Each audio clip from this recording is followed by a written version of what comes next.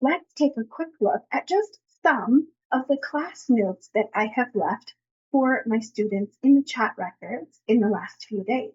Now, the chat record in both private and group classes is where I put simple sentences, new vocabulary words, corrections, of course, and sometimes words that we need to be careful pronouncing.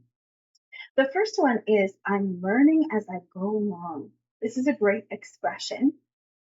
It means that you're probably trying something new and you have not learned everything there is to know about it before you started. So as you take each new step, you are learning more about the process, about the thing that you're working with, about the person.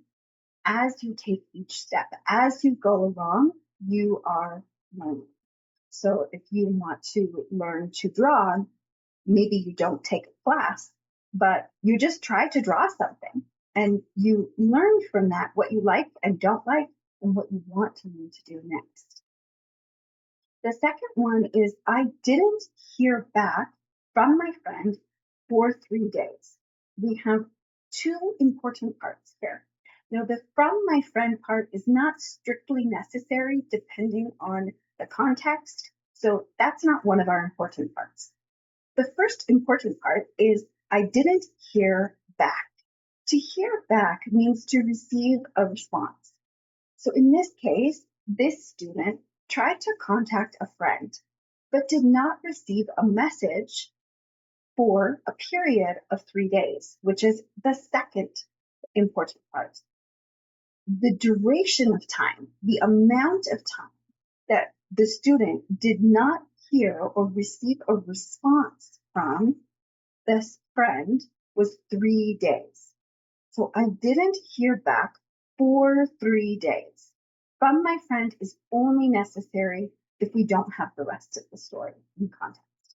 So I didn't hear back for 3 days. I received no response either until now or until 3 days later. Now, number 3 is really a big one. I see this, or rather I hear this a lot. The difference between I will explain you and I will explain it to you. I will explain you is not complete on its own. It's not a complete idea. It sounds very strange to us, although technically you could say that. If you did, it would mean I will teach someone else about you. You will be the subject that I teach to someone else. I will explain it to you means I will teach you, I will give you information about it, whatever this other subject is that we're discussing. So we have to remember that to is the preposition for, that's a terrible arrow. To is the preposition for direction. It tells us the direction something is going. The information that I'm sending is coming from me. It starts with me, but I'm going to give the information to you. It's directed toward you. So this explanation goes to you and is not about you. The last one is a list of words that we need to practice the pronunciation of. So this student finds these words a bit tricky. So let's do it all together. Okay? The first one is creditworthiness. Creditworthiness. Now, when I say it quickly, this T kind of disappears. It's not supposed to. It just does when we speak in a lazy way, if we're honest. What's really important here, two things actually. Two things are important. One, the rhythm, creditworthiness, ba-da-da-da-da, and the TH. This TH sounds like your phone sitting on a table and vibrating. Creditworthiness. Creditworthiness. Creditworthiness. Creditworthiness. It's a bit of a tongue twister. The second one is a bit tricky because we ignore this U. This U is only there really to tell us that the A makes a specific sound, and that is ah. Fraud, fraud. The mouth just opens. There's no ooh. It's not fraud. It's just fraud, fraud, fraud.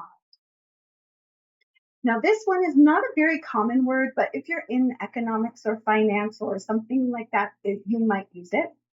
This word has the U sound with two vowel sounds, really. E-U, E-U, usury. The first one is really two vowel sounds. U, usury. And this S is super crazy and makes a Z sound. Usury, usury, usury. Some people may pronounce it with more of a Z sound, but often it turns into the Z sound because of the sounds around it. So usury or usury. This one is another example of the U only being there to tell you what to do with the A. And the O's sometimes make different sounds. Sometimes this O will make an O sound, but not always. That makes it sound kind of like, you think you're special when you pronounce it like that. So normally in North American English, you will hear this word pronounced as autonomy. That last O, it becomes an instead of an O, simply because it's autonomy. Autonomy. Autonomy. Good. Now this last one, it's important to know that this is being used in the context that the student is using it. It's a noun. It's not a verb, because as a verb, it changes the pronunciation. As a noun, this is associate. So this CI becomes sh, associate. And the emphasis is on so, associate, associate. This A also becomes just a short I, if sound, associate. As a verb, it's associate. Associate is the verb. Associate is the noun. Let's practice them all together one more time. Creditworthiness, fraud, just fraud, usury, autonomy, associate. Very good. Practice them. If you don't know the definition, you definitely look them up. Not all of you will use these words very often, so they're not necessarily worth memorizing the definition of and using them in a sentence unless you would use them in your everyday life. But they are good for pronunciation practice so that you can train the muscles in your mouth, particularly to make. I hope you enjoyed this brief review. If you'd like to see more videos like this, please let me know. And I look forward to seeing you in the next one.